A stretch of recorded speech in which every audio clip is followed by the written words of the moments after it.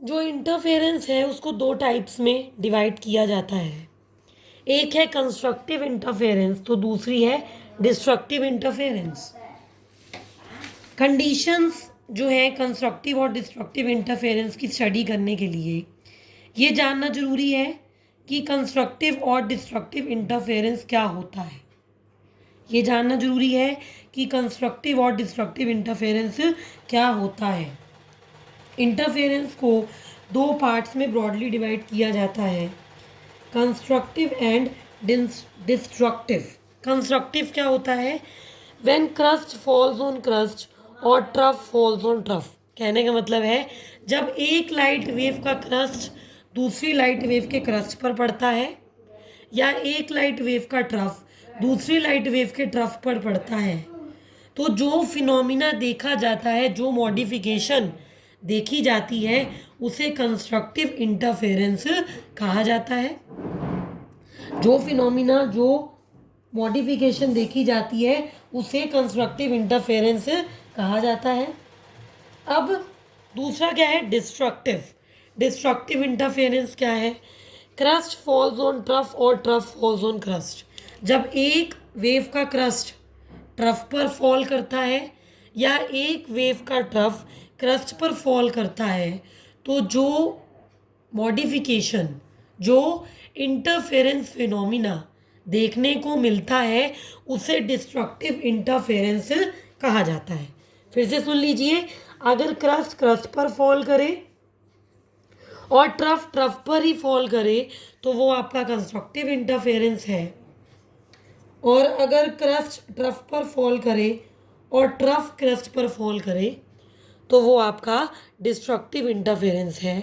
ये वो दो टाइप्स हैं जिसमें इंटरफेरेंस को डिवाइड किया जाता है। Interference is divided into two types, the constructive and destructive interference. अब हम लोग बात करते हैं conditions for constructive and destructive interference की, कि दो लाइट वेव्स के बीच का फेज डिफरेंस क्या हो या दो लाइट वेव का के बीच के इंटरफेरेंस की क्या वैल्यू रहती है। दो लाइट वेव के बीच की फेज डिफरेंस की क्या वैल्यू रहती है कि कंस्ट्रक्टिव इंटरफेरेंस देखा जाता है, या मैं यूं कहूँ कि दो लाइट वेव के बीच के फेज डिफरेंस की क्या वैल्यू देखी जाती है कि डिस्ट्रक्टिव इंटरफेरेंस देखा जाता है। तो इस आर्टिकल में बच्चों, इस आर्टिकल में जो कंडीशंस वाला आर्टिकल है हमारा, जो हमारा कंडीशंस वाला टॉपिक है, उसमें हम बात करेंगे कि क्या फेज डिफरेंस होता है जब हम कंस्ट्रक्टिव इंटरफेरेंस की बात करते हैं और किस तरीके का फेज डिफरेंस होता है जब डिस्ट्रक्टिव इंटरफेरेंस देखा जाता है। मान लो y1 और y2 वेव्स हैं from two sources S1 and S2। मैंने कहा मेरे पास दो लाइट सोर्स हैं, मेरे पास दो लाइट सोर्स है S1 और S2। y1 वेव है जो S1 लाइट सोर्स से आ रही है, y1 डिस्प्लेसमेंट है उस लाइट वेव का जो S1 सोर्स से आ रही है, और y2 डिस्प्लेसमेंट है उस लाइट वेव का जो S2 सोर्स से आ रही है। ठीक है, y1 y2 की वैल्यूज हम कहते हैं y1 है हमारा a1 साइन ओमेगा टी और y2 है हमारा a2 sine of omega t plus 5। y1 है हमारा a1 साइन ओमेगा टी। हाँ जी, आ रहा है समझ? आगे चलते हैं। y1 है a1 साइन ओमेगा टी और y2 है a2 sine omega t plus 5। यहाँ पर a1 a2 क्या है भाई? a1 a2 एम्पलीट्यूड है हमारे दो वेव्स के। पहली वेव का एम्पलीट्यूड a1 और दूसरी वेव का एम्पलीट्यूड a2। जो हमारे दो वेव्स के एम्पलीट्यूड है वो a1 और a2 हैं। पहली वेव का एम्पलीट्यूड a1 और दूसरी वेव का एम्पलीट्यूड a2। फाई क्या है? फाई क्या है हमारा? ये हमारा फेज डिफरेंस है, ये हमारा फेज डिफरेंस है, दो वेव के बीच का फेज डिफरेंस। अब बात करते हैं इन दोनों वेव से बनने वाली डिस्प्लेसमेंट की, रिजल्टेंट वेव के डिस्प्लेसमेंट की। अब हम बात करते हैं कि जो रिजल्टेंट वेव है, जो वेव इन दो वेव से जिनमें से एक वेव का तो डिस्प्लेसमेंट y1 है, तो दूसरी वेव का डिस्प्लेसमेंट y2 है, इनके रिजल्टेंट से बन रही है। जो वेव इन दो वेव्स के रिजल्टेंट से बन रही है उसका डिस्प्लेसमेंट क्या होगा, उसके बारे में बात करते हैं। डिस्प्लेसमेंट ऑफ रिजल्टेंट वेव के बारे में अब हम बात करते हैं। y होता है y1 प्लस y2। y यानी कि रिजल्टेंट डिस्प्लेसमेंट मेरा है y1 प्लस y2। y1 क्या है, a1 sine omega T. y1 क्या है, a1 साइन ओमेगा टी। और y2 क्या है, a2 sine omega t plus phi. y1 है a1 साइन ओमेगा टी और y2 है a2 sine omega t plus phi. a1 sine omega t रहा। a2 sine A plus B का formula लगाना है यहाँ पर आपको। साइन ए प्लस बी का मैंने फॉर्मूला लगाया है sine A cos B plus cos A sine B. मैंने यहाँ पर साइन ए प्लस बी का फॉर्मूला लगाया है sine A cos B plus cos A sine B, यानी कि sine omega t cos phi plus cos omega t sine phi. Sine omega t cos phi plus cos omega t sine phi. आगे चलें, आगे देखिए y की value क्या आई थी, अभी बताई थी मैंने। y क्या आएगा, a1 sine omega t plus a2 sine omega t cos phi plus a2 cos omega t sine phi. y is equal to a1 sine omega t plus a2 sine omega t cos phi plus a2 cos omega t sine phi. अब पहली दो terms में से sign omega T common ले लो। क्या बन जाएगा, a1 plus a2 cos phi into sine omega t बन जाएगा ना। पहली दो टर्म्स में से साइन ओमेगा टी कॉमन लोगे तो बनेगा a1 plus a2 cos phi into sine omega t. a1 plus a2 cos phi into sine omega t. दूसरी टर्म क्या है, a2 sine phi cos omega t. दूसरी टर्म क्या है, a2 sine phi cos omega t. ठीक है, इतना article इतना आ गया सबको समझ। देख लीजिए अगर अभी तक कोई दिक्कत हो तो।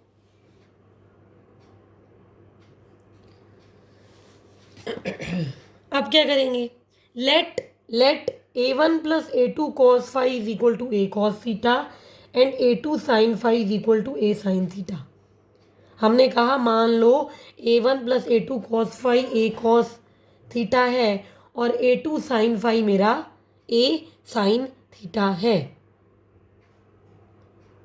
ठीक है, अब क्या करेंगे भाई, ये जो दो इक्वेशन, इक्वेशन वन और इक्वेशन टू, इनको स्केयर करो और ऐड कर दो। Squaring and adding equation one and equation two. Squaring and adding equation one and equation two, what we will obtain, क्या मिलेगा हमें, मिलेगा a1 plus a2 cos phi का whole square plus a2 sine phi का square is equal to a square sine square phi plus a square cos square phi. a1 plus a2 cos phi का whole square plus a2 sine phi का whole square is equal to a square sine square theta plus a square cos square theta. अब यहाँ पर कुछ बच्चों के दिमाग में क्या चल रहा है, भी मैडम ने तो बताया नहीं कैपिटल ए क्या है। कैपिटल ए है आपका रिजल्टेंट एम्पलीट्यूड। कैपिटल ए है आपका रिजल्टेंट एम्पलीट्यूड। अब क्या करेंगे, a प्लस बी का होल स्केयर का फॉर्मूला लगा दीजिए, इस पूरी टर्म को, इस ब्रैकेट को खोल लीजिए। a plus b whole square का फॉर्मूला लगा करके इस ब्रैकेट को खोल लीजिए। क्या बन जाएगा, a1 square plus a2 square cos square phi plus 2a1 a2 cos phi.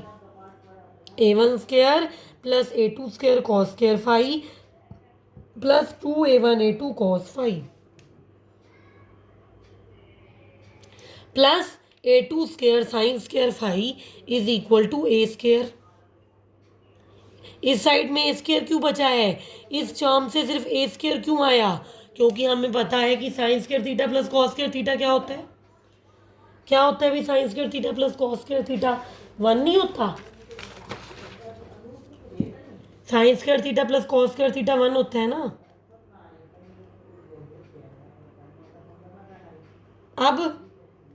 अब इंटेंसिटी क्या होती है, इंटेंसिटी मान लो मैंने इंटेंसिटी को शो किया है कैपिटल आई से, इंटेंसिटी क्या होती है, स्क्वायर ऑफ एम्पलीट्यूड होती है ना, इंटेंसिटी क्या होती है, स्क्वायर ऑफ एम्पलीट्यूड होती है ना। तो इस आई ए स्क्वायर की जगह क्या आ जाएगा, आई आ जाएगा। इंटेंसिटी क्या होती है, स्क्वायर ऑफ एम्पलीट्यूड होती है, इसीलिए मैं लिख सकती हूँ I is equal to A square. तो मेरी ऊपर वाली टर्म क्या बन गई, आई इज इक्वल टू, ऊपर वाली टर्म मेरी क्या बन गई, I is equal to A1 square plus A2 square cos square phi plus 2A1 A2 cos phi plus A2 square sine square phi, A1 square plus A2 square cos square phi plus 2A1 A2 cos phi plus A2 square sine square phi. अब A1 square का A1 square लिखो, A1 square को A1 square लिखो, 2A1 A2 cos phi इसको पहले ले आओ और इन दोनों टर्म्स को एक साथ ले लो। क्या किया मैंने, A1 स्क्वायर को पहले ही रखा, 2A1 A2 कॉस फाई को मैं पहले ले आई और इन दोनों टर्म्स को मैंने एक साथ लिख दिया। क्या आ गया मेरे पास, A1 square plus 2A1 A2 cos phi plus A2 square cos square phi plus A2 square sine square phi. ठीक है, A1 square plus 2A1 A2 cos phi plus A2 square, क्यों क्यों सोचिए भाई, क्यों सब सोचिए एक बार, क्योंकि sine square phi plus cos square phi क्या होगा, 1 होगा ना, sine square phi plus cos square phi 1 होगा, इसीलिए क्या बन गया, A1 square plus 2A1 A2 cos phi plus A2 square, A1 square plus 2A1 A2 cos phi plus A2 square, यानी कि मेरी जो इंटेंसिटी है आई वो क्या है, A1 square plus A2 square plus 2A1 A2 cos phi है। मेरी जो इंटेंसिटी है आई वो क्या है, A1 square plus A2 square plus 2A1 A2 cos phi है। अब कंस्ट्रक्टिव इंटरफेरेंस में क्या होने वाला है और डिस्ट्रक्टिव में क्या होने वाला है ये देखते हैं। कंस्ट्रक्टिव इंटरफेरेंस में जो इंटेंसिटी है वो मैक्सिमम होगी, या कंस्ट्रक्टिव इंटरफेरेंस में इंटेंसिटी मैक्सिमम होनी चाहिए, और इंटेंसिटी यानी कि आई मैक्सिमम कब होगी, जब कॉस फाई मेरा 1 होगा, जब कॉस फाई मेरा 1 होगा। इंटेंसिटी आई कब मैक्सिमम होगी, जब कॉस फाई क्या होगा, 1 होगा, और कॉस फाई 1 कब होगा, कॉस फाई 1 कब होगा, जब फाई 0 होगा या 2 पाई होगा या 4 पाई होगा एंड सो ऑन। ठीक है, कॉस फाई 1 कब होगा, जब फाई 0 होगा, 2 पाई होगा, 4 पाई होगा, 6 पाई होगा एंड सो ऑन। अब इस चीज को मैं कैसे लिख सकती हूँ, इसको मैं जर्नल रिलेशन की फॉर्म में लिख सकती हूँ, जब मेरा फाई यानी कि फेज डिफरेंस 2n पाई होगा। कहने का मतलब है कंस्ट्रक्टिव इंटरफेरेंस तब मिलेगा जब मेरा फेज डिफरेंस जो है वो 2n पाई होगा, जहां पर n की वैल्यूज क्या हो सकती है, 0 भी हो सकती है, 1 भी हो सकती है, 2 भी हो सकती है एंड सो ऑन। ठीक है, n की वैल्यू 0 भी हो सकती है, 1 भी, 2 भी, 3 भी। ठीक है, आगे समझ कंस्ट्रक्टिव इंटरफेरेंस सबको। आ गया सबको समझ कंस्ट्रक्टिव इंटरफेरेंस? में पहले भी कहती हूँ कि एक बार नहीं समझ आएगा, दूसरी बार देखोगे हर एक बच्चे को आएगा। और ये वाला तो इतना टिपिकल भी नहीं है।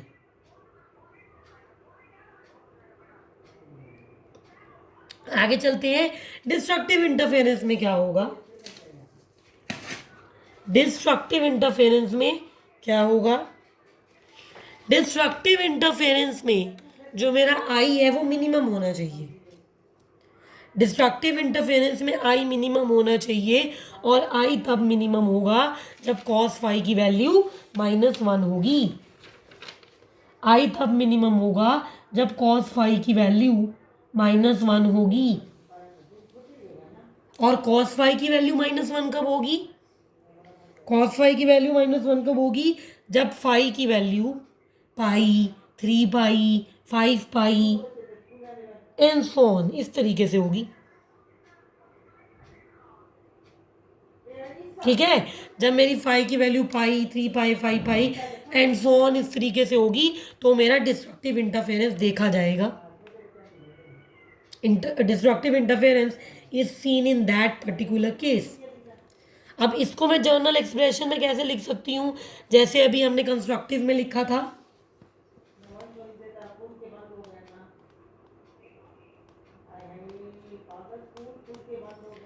ठीक है। कैसे लिख सकते हैं हम? इसमें हम लिखेंगे phi is equal to 2n-1 into पाई।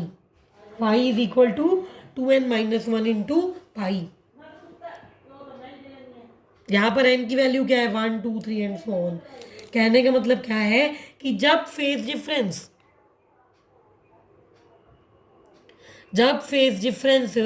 2n-पाई, जहाँ पर n 1, 2, 3 ये वैल्यूज रखता है एंड सो ऑन, मैं दोनों में कह रही हूँ एंड सो ऑन, तो जो हम लोगों का इंटरफेरेंस आएगा वो डिस्ट्रक्टिव होगा।